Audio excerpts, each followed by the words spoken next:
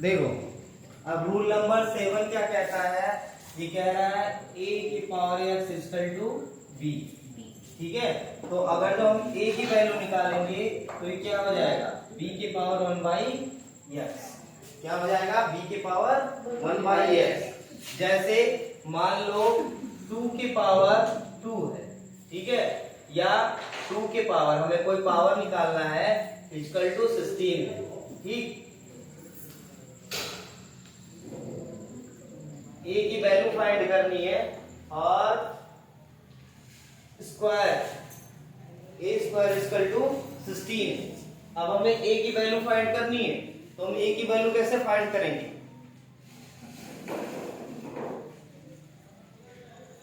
a की value कैसे find करेंगे हैं? a की वैल्यू क्या करेंगे, a इक्वल टू क्या हो जाएगा, 16 के पावर 1 अपॉन 2।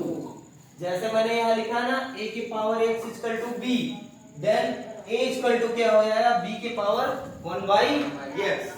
सेम a के पावर 2 इक्वल टू 16, तो a इक्वल टू क्या हो जाएगा, 16 के पावर 1 बाई 2। और 1 बाई 2 की अगर किसी के पावर है तो उसका मतलब क्या होता है, हमें क्या निकालना होता है, स्क्वायर रूट। क्लियर है, स्क्वायर रूट सबको निकालने आता है।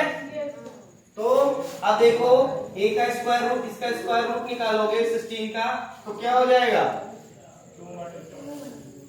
2 2 जा 4 2 जा 8 2 जा 16।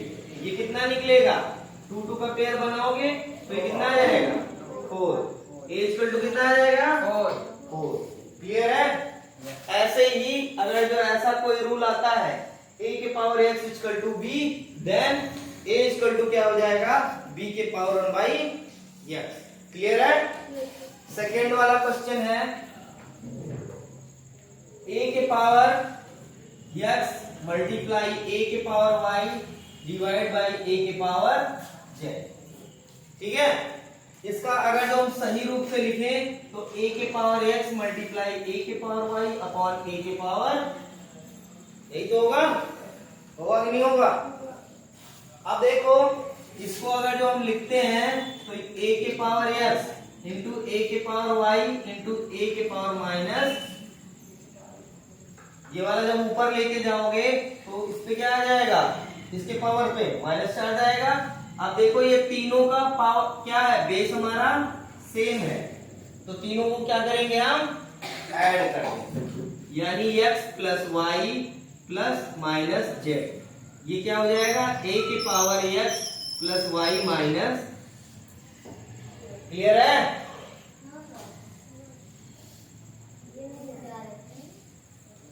देखो मैंने एक रूल बताया था, a के पावर m इंटू a के पावर m इसका टू क्या हो जाता था, a के पावर m प्लस n। ठीक है, और एक रूल बताया था कि अगर जो 1 अपॉन a के पावर m है तो इसकी वैल्यू हो जाएगी a के पावर माइनस m।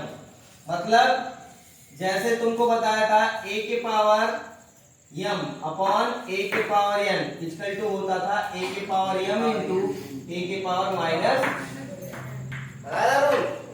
अब उन्हीं दोनों रूल को फॉलो करना है, जैसे यहाँ लिखा हुआ a के पावर x इंटू a के power y divide by a के पावर z।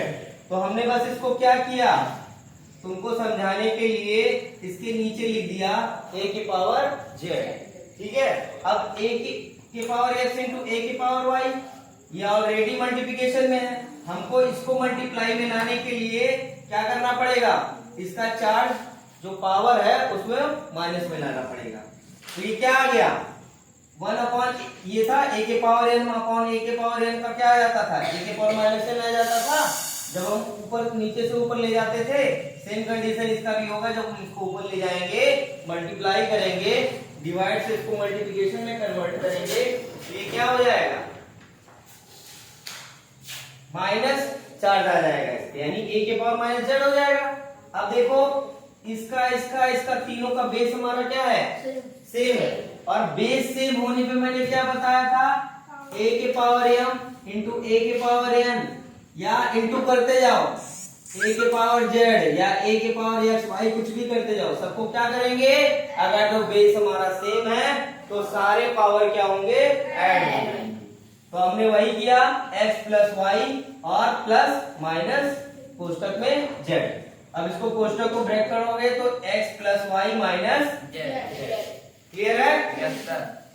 यानी इसकी वैल्यू कितनी आ जाएगी, इसकी वैल्यू यहाँ पे कितनी आएगी, इसकी वैल्यू आ जाएगी a के power x plus y minus. Clear है? उसके बाद देखो ये तीसरा स्टेप है, अगर जो a के पावर n है और b के पावर भी n है, ठीक है, तो a इक्वल टू b। ठीक है, क्या हो जाएगा, a इक्वल टू b। ठीक है, मान लो कोई दो वैल्यू दी हुई है, ठीक है, उन दोनों वैल्यू में हमारा जो है एक a है और b है और दोनों का पावर सेम है, तो उसमें क्या होगा,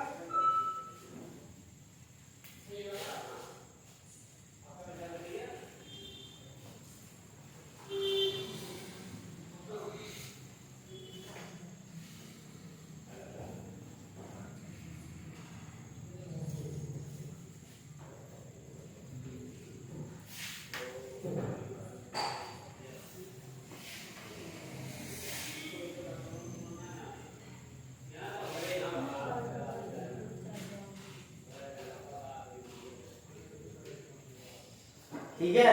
अब देखो अगर जो a और b क्या है, इक्वल है, यानी 2 के पावर 2 और 2 के पावर 2 है, तो ये वैल्यू सेम होगी कि नहीं सेम होगी, ये भी 4 आएगा और ये भी 4 ही आएगा। ठीक है, तो अगर जो ऐसी वैल्यू कहीं आ रही है कि a और b दोनों सेम है और इसका पावर भी n है दोनों यानी सेम है, तो हमारी वैल्यू क्या होगी, सेम होगी। ठीक है, तो a के power n equal to b के पावर m। अब देखो जैसे मान लो a के पावर m है और इक्वल टू a के पावर n है, अब इसमें देखो बेस हमारा सेम है, क्या है, बेस हमारा सेम है।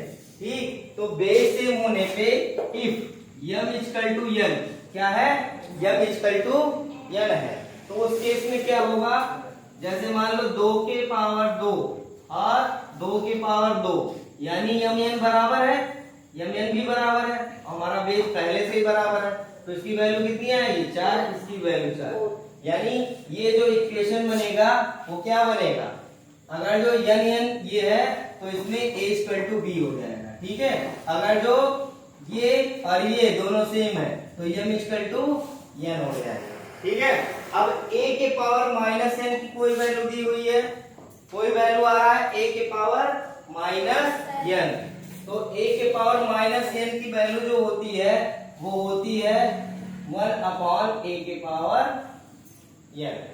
ठीक है, जैसे मान लो 2 के पावर माइनस 3 दिया हुआ है तो इसको हम क्या लिखेंगे, 1 अपॉन 2 के पावर 3। क्लियर है?